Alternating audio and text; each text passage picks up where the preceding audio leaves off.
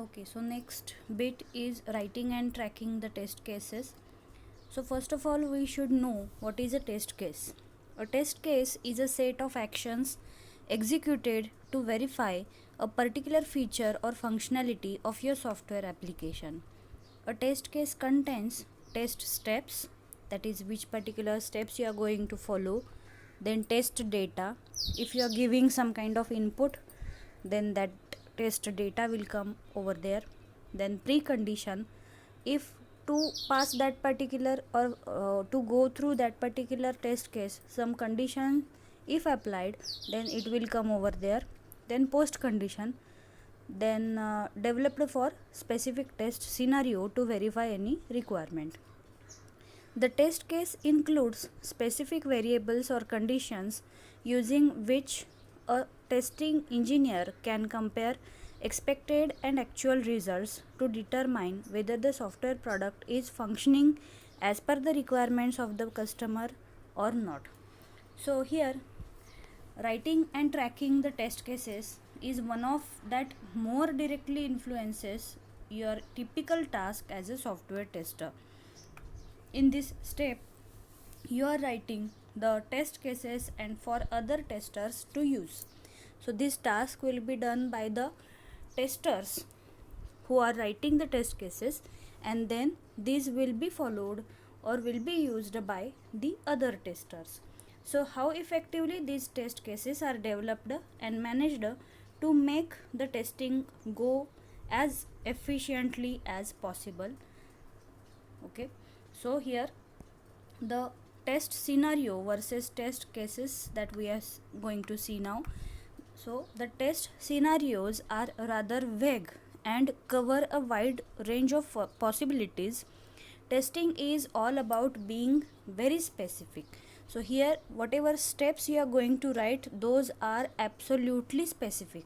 Some of the examples we are going to see in this point again. Then for a test scenario, check login functionality. There many possibilities test cases are. So with login functionality only we can write some of the test cases with the scenarios like test case number 1, check the results on entering valid user ID and password. Then second test case will be check the results on entering invalid user ID and password. And the third scenario can be check the response when user ID is empty and login button is pressed. Okay, so this kind of many more scenarios we can go through which, and we can form number of test cases for this. So this is nothing but a test case. Okay, so how to write a test case, that we are going to see. So let us create a test case for the scenario that is like checking the login functionality. So our first step will be a simple test case for the scenario would be, so here I have written test case number 1. So the test case description will be check response when valid email ID and password is entered. Then step number 2, in order to execute the test case, you would need test data. So that test data, how we are going to enter. So here the second test case is written check response when valid email ID and password is entered. So with that the test data is written in the next column. Say email ID is given something guru99 @email.com something, and password is given over there. Okay, so this is one of the scenario with the test data. So identifying the test data can be time consuming and may sometimes require creating test data afresh. So the reason it needs to be documented. So with this we can go for the third step, that is, in order to execute a test case, a tester needs to perform a specific set of actions on the AUT. This is documented like this. So test case description will be check the response when valid email and password is entered. So the steps for the same will be, first will be enter email address, second enter password, and third click on the sign in button. Okay, so test data you have given something over there. So many at times the test steps are not simple as above. Hence, they need documentation. Also, the author of the test case may leave the organization or go on a vacation or is sick and off duty or is very busy with other critical tasks. So, a recently hire may be asked to execute the test cases. Likewise, the scenarios are there in the MNCs. Okay, so documented steps will help him and also facilitate reviews by other stakeholders. So with this, the fourth step will be the goal of test cases is to check behavior the AUT for an expected result. This needs to be documented like this.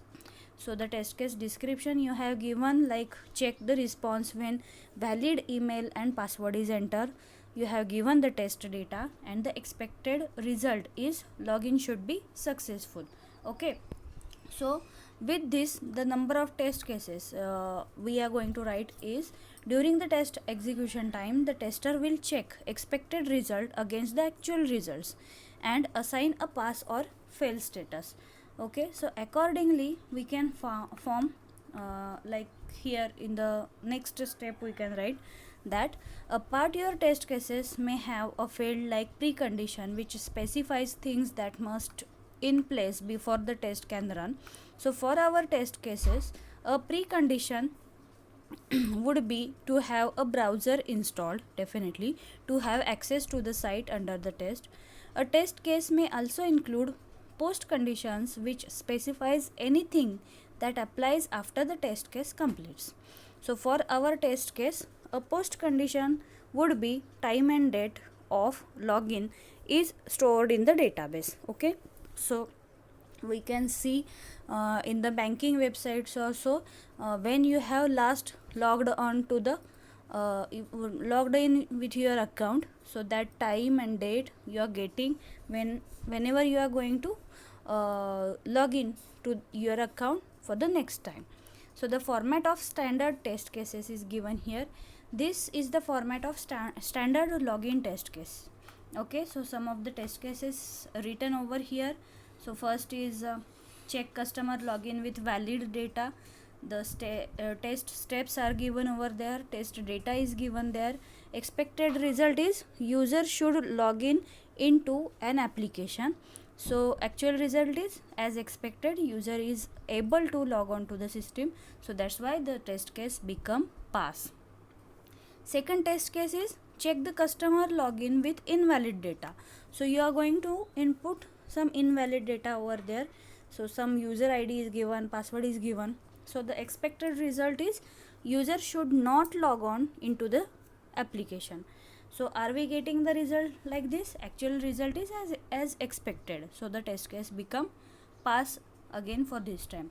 So this entire table may be created in Word or Excel or any other test management tool. That's all to test case design. So while drafting a test case to include the following information, so the description of what requirement is being tested, the explanation of how the system will be tested, the test setup like a version of the application under test, software, data files, operating system, hardware, then security access, physical or logical date, time of day, prerequisites such as other tests and any other setup information pertinent to the requirements being tested. So inputs and outputs or actions and expected results will be given over there. Then any proof or attachment if it is there. Then use of active case languages. Test case should not be more than 15 step. If you are going beyond 15 step, it will be some kind of ambiguous task to the new tester coming into your test team. Okay, so this should not happen. Then an automated test script is commented with inputs, purpose and expected result. So at the time of writing the test scripts, you have to follow all the rules that you are following at the programming languages. Then the setup offers an alternative to prerequisites tests. With other tests, it should be an incorrect business scenario order. So some of the best practices for writing good test case examples are here noted. The first one is test case need not be test case need to be simple and transparent. Absolutely, it should be simple and transparent. Why? So create test cases that are simple as possible. Then they must be clear and concise, as the author of the test case may not execute them. Then use assertive language like go to the home page, enter data, click on this, click on that, and so on. Okay, so this makes the understanding the test steps easy and test execution faster. Okay, the second is create test case with end user in mind. Okay, so ultimate goal of any software project is to create test cases that meet the customer requirements and is easy to use and operate. So a tester must create test cases keeping in mind the end user's perspective. Third is avoid test case repetition. So do not repeat the test cases. If a test case is needed for executing some other test case, call the test case by its test case ID in the precondition column. Okay, then fourth is do not assume. As a tester, you should not assume anything. Do not assume functionality and features of your software application while preparing the test case. Stick to the specification document. You should not assume anything as of your mind. Okay, fifth is ensure 100% coverage. So make sure you write test cases to check all the software requirements mentioned in the specific document. Use traceability matrix to ensure no functions or conditions is left untested. So you should cover each and all cases while writing the test cases. Then sixth is test cases must be identifiable. Name the test case ID such that they are identified easily while tracking defects or identifying a software requirement at a later stage. So you should give the test case ID or the subject line properly in that particular at the time of writing that test case. Then seventh, implement testing techniques. So it is not possible to check every possible condition in your software application.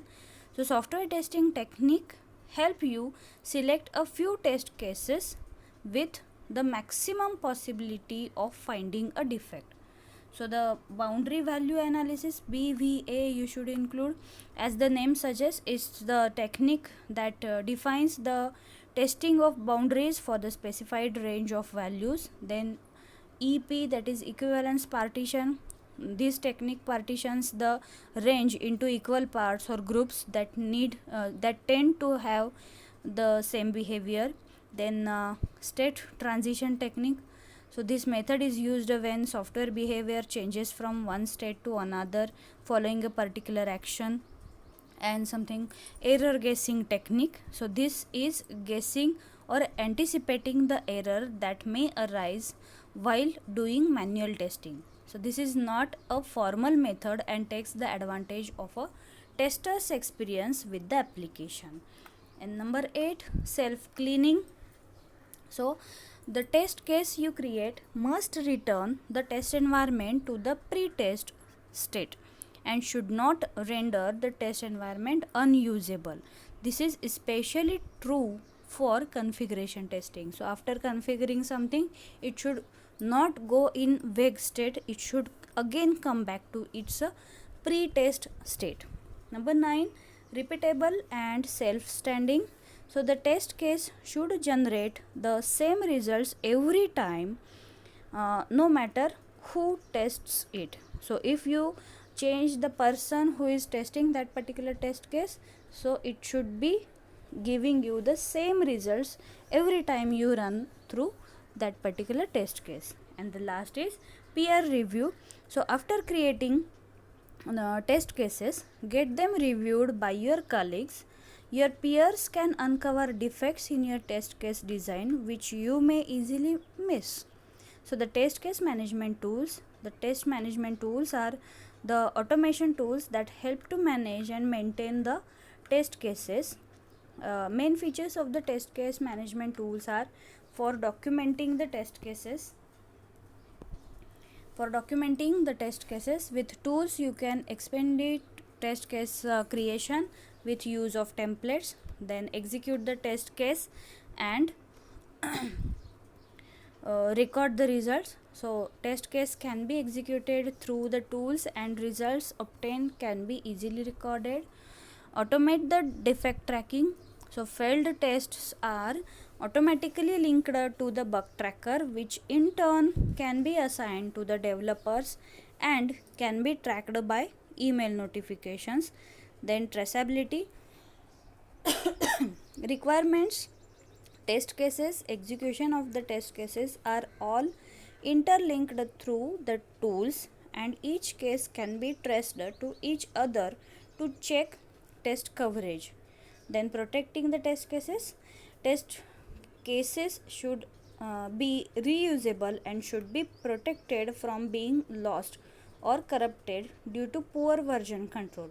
So test case management tools offer features like naming and numbering conventions, versioning, read-only storage, controlled access, and off-site backup.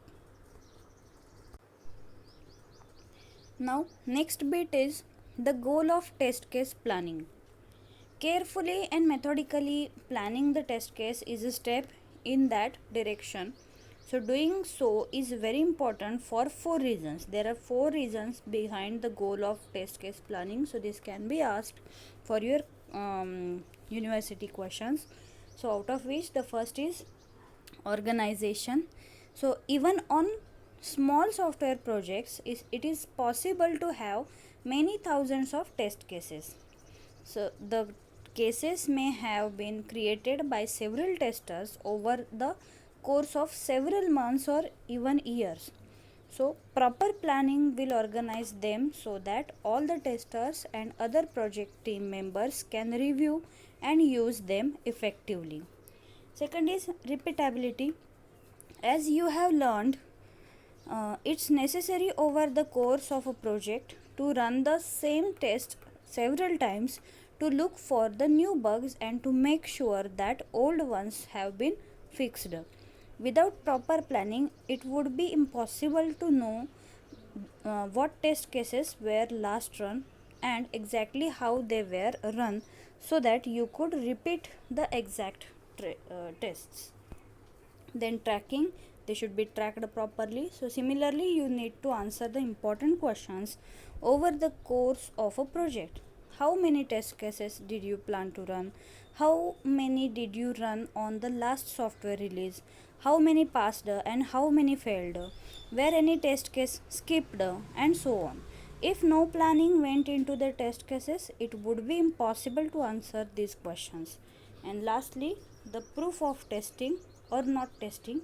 So in a few high risk industries, the software test team must prove that it did indeed run the tests that it planned to run. It could actually be legal and dangerous to release the software in which a few test cases were skipped. Proper test case planning and tracking provides a means for proving what was tested. Okay, so next bit is test case planning overview. So, where exactly does test case planning fit into the grand scheme of testing? So, this figure will show the relationship among the different types of test plans. So, as we are seeing this particular figure, in which topmost part is the test plan, after that test design specifications will come, then after the test case specification will come, and then after the test procedure specification is there. So in upward direction, increasing the emphasis on the process of creating the plan, and in the top down manner, it is increasing the emphasis on the written plan. So each of these phases like test design, test case, and test procedure, we will see one by one, out of which the first is test design. So the overall project test plan is written at very high level. It breaks out the software into specific features and testable items and assigns them to individual testers, but it does not specify exactly how those features will be tested. So, the purpose of the test design specification is to organize and describe the testing that needs to be performed on a specific feature. It does not, however, give the detailed cases or the steps to execute to perform the testing. So the following topics adapts from IEEE 8 to 9 standard address this purpose and should be part of the test design specification that you will create.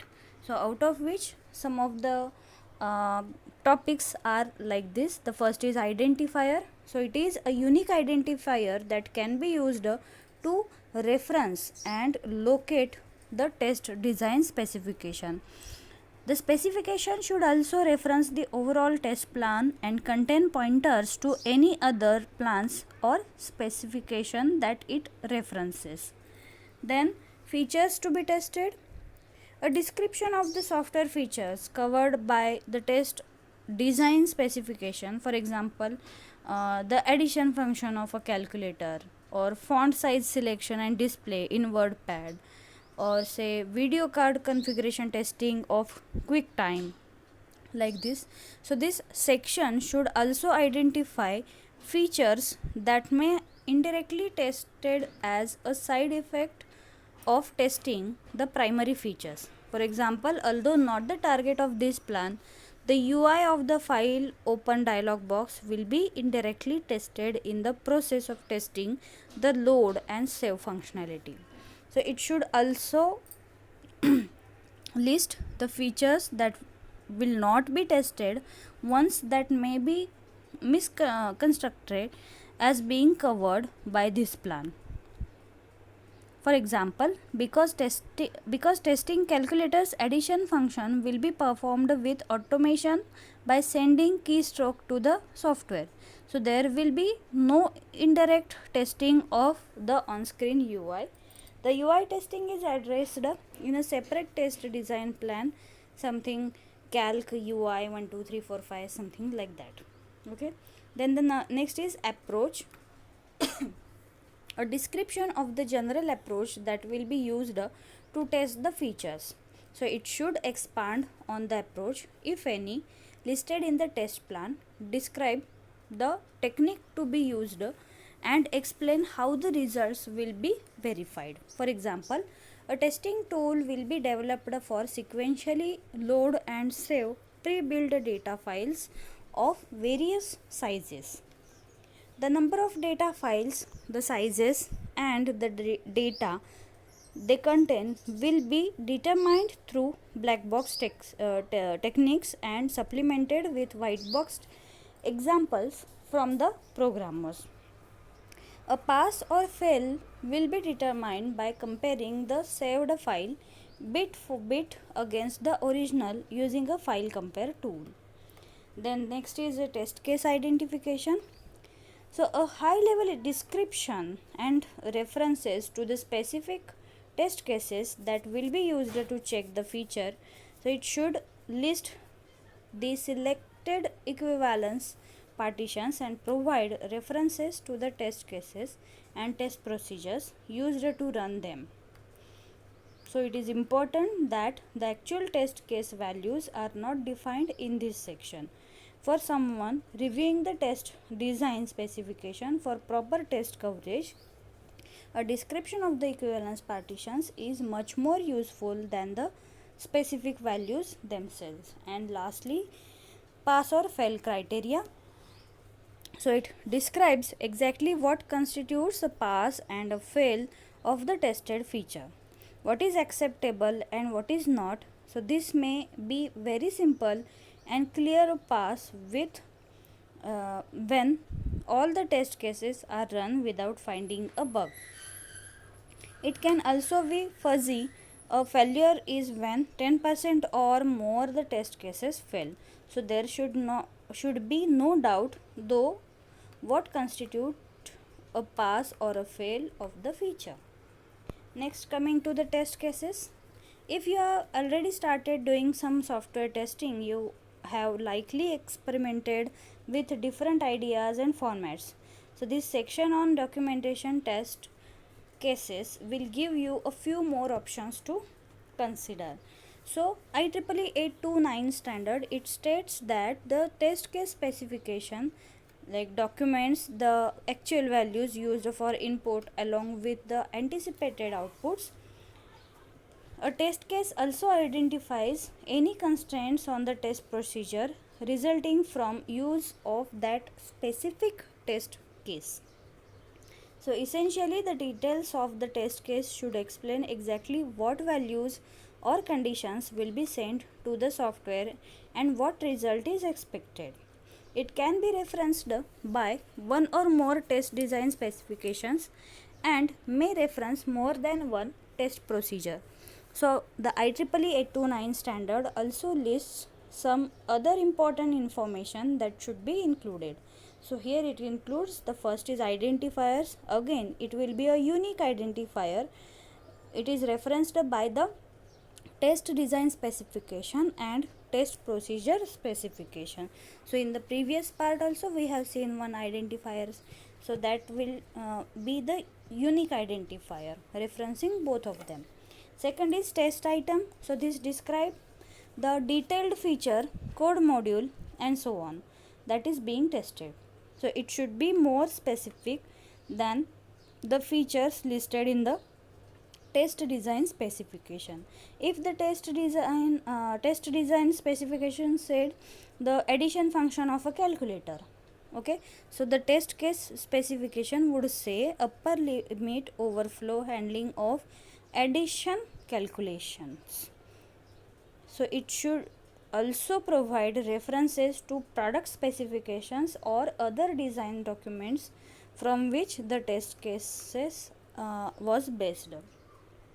Okay, so then after the input specifications are there, so this specification lists all the input or conditions given to the software to execute the test case. So if you are testing a calculator, this may be a simple 1 plus 1. So if you are testing cellular telephone switching software, then there could be hundreds or thousands of input conditions. So if you are testing a file based product, it would be the name of the file and description of its contents. Okay, then after the output specifications are there, this describes the result you expect from the from executing that particular test case. So did 1 plus 1 equals 2, where the thousands of output variables set correctly in the cell software, did all the contents of the file load as expected. So all these will be checked under output specification. Then comes the environmental needs. So environmental needs are the hardware, software, test tools, then facilities, staff and so on that are necessary to run the test cases.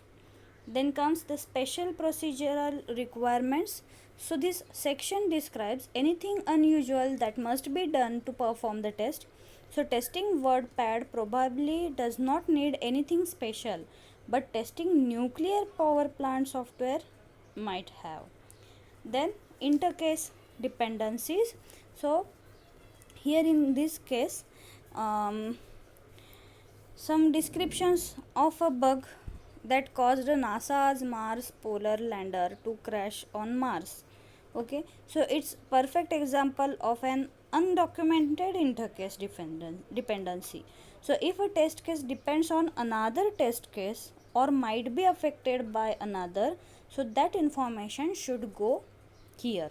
So if your test case is depending on the output of some other test case, or with your test case some other test case will get hampered, or your test case output will be given to some other test case, so that intercase dependency will come in this particular point. Okay, so next is test procedures. So after you document the test design and test cases, what remains are the procedures that need to be followed to execute the test cases. So IEEE 829 states that the test procedure specifications identifies all the steps required to operate the system and exercise the specified test case in order to implement the associated design. The test procedure or test script specification defines the step-by-step details of exactly how to perform the cases. Here is the information that needs to be defined. So again there comes identifier. So it is again a unique identifier that ties the test procedure to the associated test case and test design. Then comes the purpose. The purpose of the procedure and reference to the test cases that it will execute. This will come over here. Then comes the special requirements. So other procedures, special testing skills or special equipment needed to run the procedure, that those all will come in this special requirements. And then the procedure steps. So the detailed description of how the tests are to be run, so it will be given here. So your procedure steps will include first, that is log. So it tells how and by what method the results and observations will be recorded. Then setup, it explains how to prepare for the test. Then comes start, explains the steps used to start the test. Then comes procedure. So it describes the steps used to run the tests. Then comes the measure. It describes how the results are to be determined, for example with a stopwatch or visual determination. Then comes the shutdown. Explains the steps for suspending the test for unexpected reason. Then comes restart. So it tells the tester how to pick up the test at a certain point if there is a failure or after shutting down. Then comes stop. So it describes the steps for an orderly half to the test. Then wrap up. So this explains how to restore the environment to its pre-test condition. And finally the contingencies. So it explains what to do if things don't go as planned. So it's not sufficient for the test procedure to just say try all the following test cases and report back on what you see. So that would be simple and easy, but would not tell a new tester anything about how to perform the testing. So it would not be repeatable and there would be no way to prove what steps were executed. So using a detailed procedure makes known exactly what will be tested and how.